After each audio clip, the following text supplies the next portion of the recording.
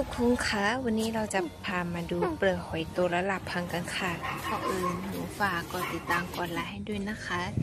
แล้วก็จะบอกว่าหนูไม่ได้จะขายเปลือกหอยหรือสะสมเปลือกหอยอย่างเดียวนะคะ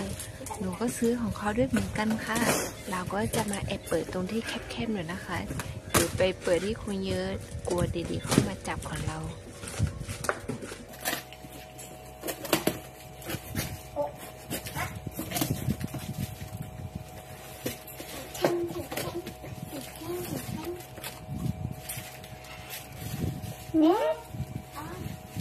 ว่าเตะตกใจ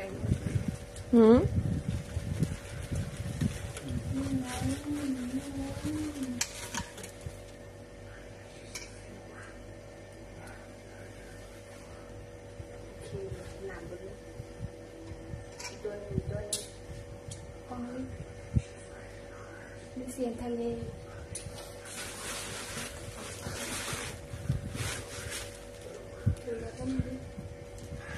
ไม่เป็นไรทางโน้น